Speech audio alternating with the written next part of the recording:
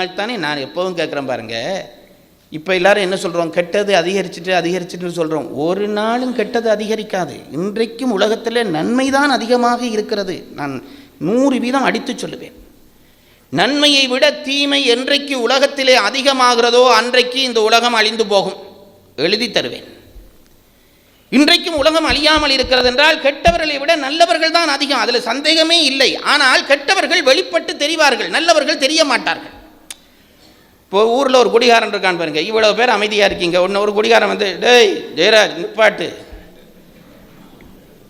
ஜெயராஜ் தெரிந்த அத்தனை பேருக்கும் அடுத்த நாள் அவன் தெரிய வந்துடுவானா இல்லையா? இவ்வளவு முயற்சி பண்ணி அது எப்பவும் இதுதான் பாருங்க. ஒரு கெட்டவன் தன்னை உலகத்துக்கு தெரியப்படுத்திக் கொள்வான், நல்லவர்கள் தெரியப்படுத்த மாட்டார்கள். அதனாலே கெட்டவர்களே காட்சிக்கு வருவதால் உலகத்திலே கெட்டவர்கள் தான் அதிகம் என்று நாங்கள் நினைக்கிறோம். இல்லை, நல்லவர்கள் நிறைய பேர் இருக்கிறார்.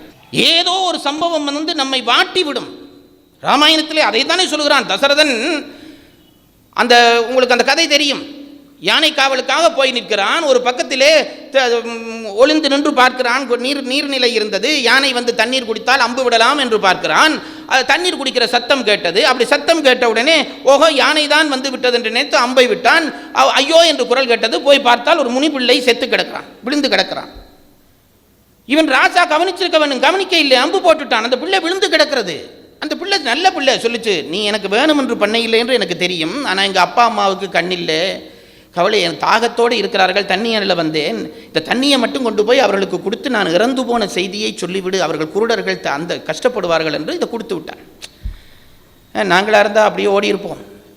தசரதன் சத்தியவான், அவன் அதை ஏற்றுக்கொண்டு போனான். அவன் காலடி சத்தம் கேட்டவனையே பிள்ளை வந்து விட்டதாக அந்த முனி தம்பதிகள் ஆர்வப்பட்டார்கள். இவன் நடந்ததை சொன்னான், இப்படித்தான் நடந்து போச்சு, என்னை மன்னித்து கொள்ளுங்கள்.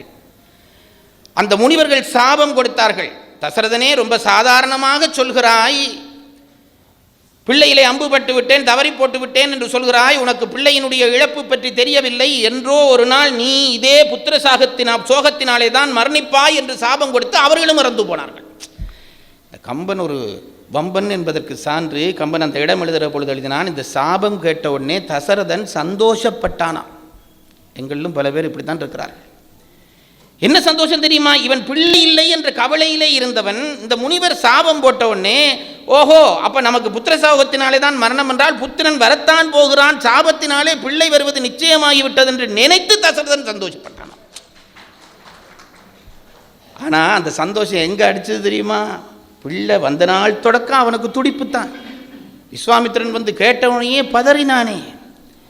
நான் எப்பவும் சொல்கிறேன் பாருங்க, தர்மத்தோடு வாழ்ந்து விட்டால் என்றைக்கும் நிம்மதியாக இருக்கலாம். அதர்மம் செய்தால் பயந்தே சாக வேண்டும்.